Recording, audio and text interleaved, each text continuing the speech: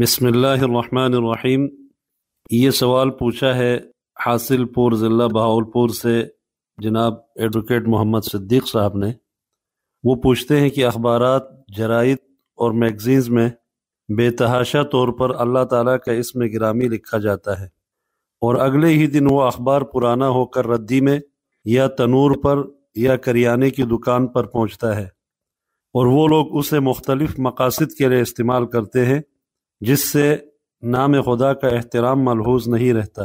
اس کے بارے میں رہنمائی کیجیے۔ جناب محمد صدیق ایڈوکیٹ صاحب، آپ نے جس بات یا جس مسئلے کی طرف توجہ دلائی ہے وہ انتہائی اہم، حساس اور نازک مسئلہ ہے۔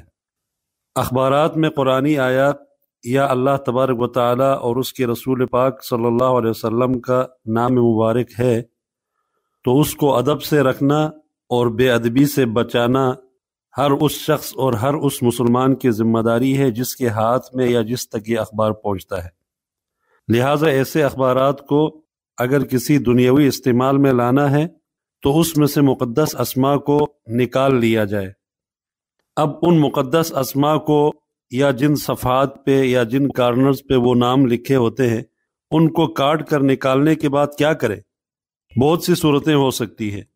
ان مقدس ناموں پر مشتمل اوراق کو یا تو کسی محفوظ مقام پر پاک کپڑے میں ڈال کر دفن کر دیا جائے تاکہ ان مقدس اوراق اور ناموں کی توہین نہ ہو، یا جن مقامات پر مقدس اوراق کے ڈبے رکھے ہوتے ہیں ان ڈبوں میں ان کو رکھ دے۔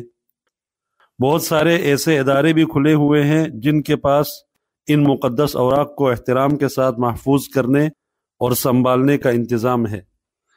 ان تک ان مقدس ناموں پر مشتمل اوراق کو پہنچانے کا اہتمام اور بندوبست کیا جائے۔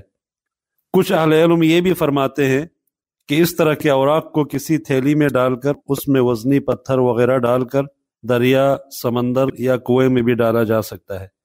اسی احترام کے پہلو کو مد نظر رکھ کر کچھ فقہا نے قرآن کریم اور اللہ تعالیٰ کے اسماء گرامی کو سکوں، محرابوں، دیواروں اور بستروں پر لکھنے کو مکروہ لکھا ہے۔ لیکن یہ بات بھی سمجھنے کی ہے کہ اخبارات بھی تو ہماری زندگی کا ہی ایک حصہ ہے۔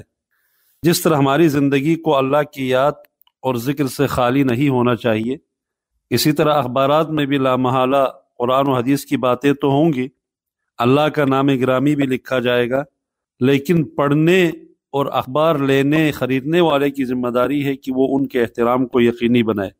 ایسا تو نہیں ہو سکتا کہ توہین کے خدشے یا مطلوبہ احترام کے نہ ملنے کے خوف سے اخبارات و جرائد میں اللہ اور رسول کی باتیں لکھی ہی نہ جائے۔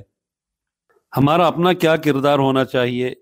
کیا ہم اتنے گئے گزرے ہیں کہ اللہ کا نام لکھا ہوا نظر بھی آ رہا ہو اور ہم اس میں سموسے پکوڑے لپیٹ کر کسی کو دے دیں؟ کسی کاغذ پر ہماری دنیاوی کسی فائدے سے متعلق کوئی بات یا ایڈریس یا فون نمبر لکھا ہوا ہو تو ہم اسے کتنا سنبھال کر رکھتے ہیں۔ تو کیا ہم اللہ رب العزت کے نام والے اوراق کو اتنی دیر کے لیے بھی نہیں محفوظ رکھ پاتے ہیں کہ اسے کسی مستقل محفوظ مقام تک پہنچایا جا سکے؟